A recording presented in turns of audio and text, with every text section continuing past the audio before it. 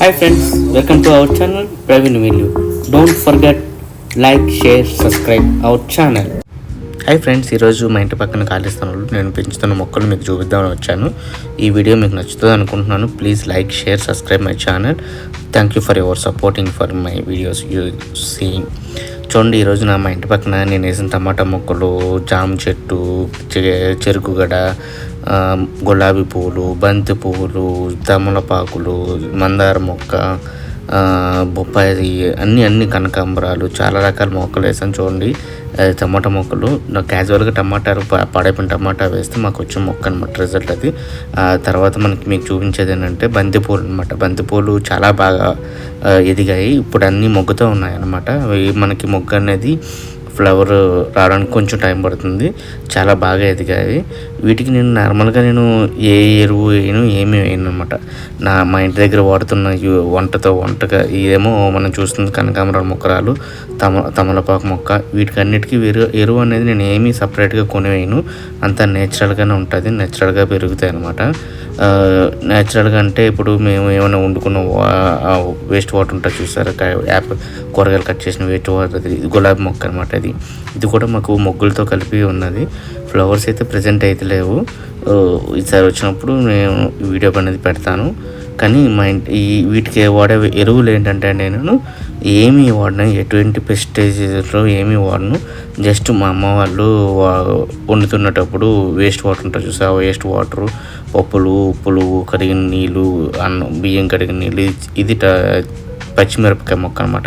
చాలా చిన్నది, మిరపకాయలు కూడా చాలా చిన్నగా వస్తాయి, ఫ్లవర్తో ఉన్నాయి. ఇవి కూడా కాపుకొచ్చింది. మల్లెపూ, ఇప్పుడు మనం చూస్తుందేమో తులసి మొక్క. ఇప్పుడు నెక్స్ట్ మనం చూసేది గోరింటాకు మొక్క అనమాట. గోరింటాకు మొక్క కూడా చాలా బాగా పండుతుంది, ఎర్రగా పండుతుంది. నెక్స్ట్ ఇప్పుడు మనం చూడబోయేది జామ చెట్టు. ఈ జామ చెట్టుకి జామకాయలు ఉంటాయండి, చాలా చిన్నగా ఉంటాయి కానీ చాలా తియ్యగా ఉంటాయి అన్నమాట. చాలా ఎక్కువగా వస్తాయి. మా పాప అయితే ఈ జామకాయలని ప్రతిరోజు తెంపుకునే తింటూనే ఉంటుంది అన్నమాట. ఈ జామకాయలు అనేవి చాలా చాలా తీయగా బాగుంటాయి, కానీ పెద్దగా కూడా అవ్వవు, చాలా చిన్నగా ఉంటాయి. మీరు చూస్తుంటే ఆ సైజు చూసారు కదా, సైజు బట్టి మీకు అర్థమవుతుంది అన్నమాట. చాలా చిన్నగా వస్తాయి, కానీ మొక్క కూడా చాలా చిన్నది, కానీ కాపు అనేది చాలా బాగా ఎక్కువ వస్తుంది అనమాట. నాకు చాలా ఇష్టం. నేను కూడా వీలున్నప్పుడు వెళ్ళి కోసుకొని తింటుంటాను మనం. కానీ చాలా బాగుంటాయి అన్నమాట ఈ జామకాయ మొక్కలు అనేవి. కాయలు అన్నీ చాలా బాగుంటుంది, నాకు నచ్చుతుంది. తర్వాత ఏమో మీరు చూసేది మందార చెట్టు. నేను చాలా చిన్న మందార చెట్టు వేసాను అనమాట. దాంతోపాటు చూడండి తమలపాకు మొక్క. ఇది తమలపాకు మొక్క పక్కన బొప్పాయి మొక్క ఉండేది. బొప్పాయికి చాలా పెద్ద తమలపాకులు ఉండేవి, కానీ అలా బొప్పాయి మొక్క చనిపోయిన తర్వాత క్రమేపీ తగ్గిపోయింది. అలాగే ఒక మందార మొక్క అనమాట. 5 రెక్కలు ఉంటాయి చూసారా, ముద్ద మందారం కాదు, పల్చటి మందార మొక్క. చాలా గుబురుగా కంపల్సరీ చాలా చాలా పువ్వులు అనేవి మనకి ప్రతిరోజు మినిమం 20 నుంచి 30 పువ్వులు మనకి వస్తాయన్నమాట.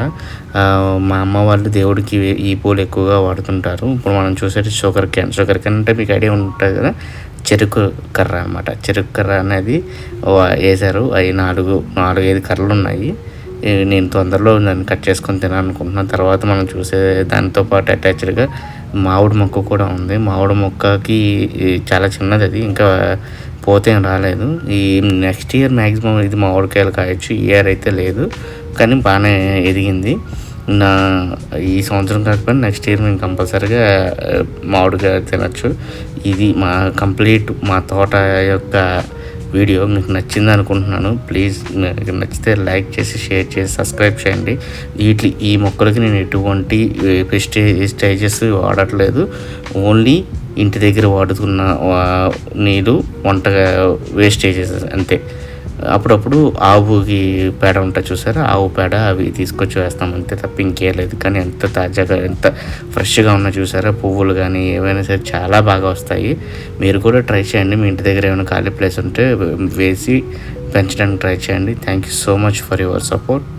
Please like, share, subscribe my channel Praveen Vinnu. మరొక వీడియోతో థ్యాంక్ యూ ఫర్ వాచింగ్ అండి. మరొక కొత్త వీడియోతో ఇంకొకసారి మనం కలుద్దాం.